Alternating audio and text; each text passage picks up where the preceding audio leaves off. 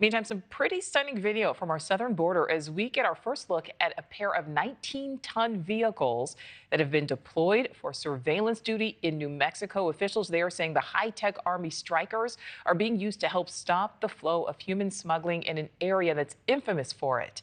NewsNation's Allie Bradley is live from the border with more on this. So, Allie, what can you tell us about not only the capabilities of these Strykers, but if we can expect more to be deployed?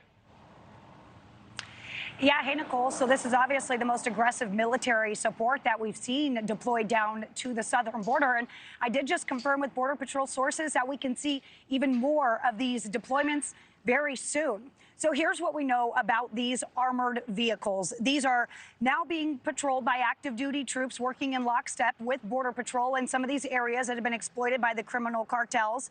And they're using these Stryker armored vehicles and foot patrols to monitor that illegal activity. Now, we know these vehicles are stationed right now in El Paso, in the Big Bend sector, and also in the Tucson sectors. They are lighter than a tank, and they're equipped with real-time tracking, advanced surveillance, electronic sensors, and infrared technology along with radar. Now, these M1126 Strykers can detect movement during day and night, and they can actually relay it to other Army units or U.S. Border Patrol in real time. Now, from Mexico, these 8-wheeled 19-ton Strykers sends a clear message. Think twice before crossing, because you can see it from the south side of the border. Take a listen to what Border Patrol Chief Mike Banks had to say about this collaboration. We're utilizing all available resources. We're using DOD, we're using Texas National Guard, we're using ATF, FBI. If you are a federal law enforcement officer, you are some way involved in the mission of securing the border right now.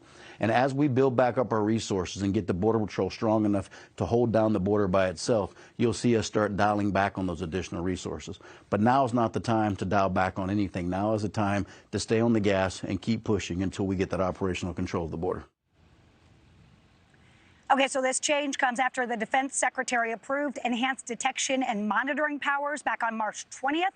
This gives troops the ability to operate within CBP zones and transport agents along patrol routes. It ends years of static observation posts and brings real ground mobility back into military support operations. And it seems to be working, because Border Patrol says there have been 0 gotaways in an area, that one that you're looking at right there, that was once heavily exploited by the cartels. Now, this was their stat after the first 48 hours after Strykers were deployed in that area of Santa Teresa in New Mexico. That is, of course, part of the El Paso sector.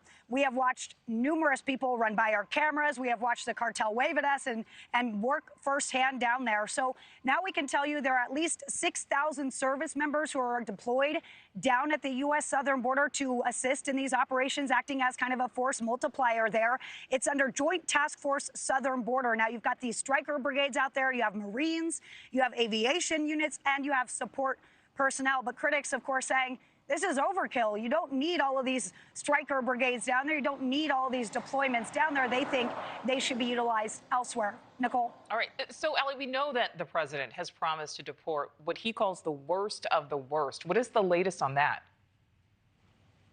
Yeah, so we actually got some new information today that overnight, that maximum security prison, the prison that holds these terrorists, a terrorist confinement center known as CCOT in El Salvador, they got some more company last night. 17 illegal immigrants arrived in El Salvador. This is video that you're looking at from the president of El Salvador. Secretary Marco Rubio saying that U.S. forces working with El Salvador transferred these 17 violent criminals. They're reportedly linked to Tren de Aragua and MS-13, and they say that it includes murderers and rapists, all of them convicted of a heinous crime. Now, the White House confirms they were all sent there under regular immigration law and had final orders of removal. Now, you'll remember this last week. The Trump administration was blocked from using the Alien Enemies Act to carry out these deportations. Right now, the president is leaning on the Supreme Court, asking them to intervene here in this case, Nicole. So we'll see what happens there. But right now, we know that they're still moving people over to that terrorist confinement center in El Salvador. Nicole? Yeah, Allie Bradley live for us there in Del Rio. Allie, thank you.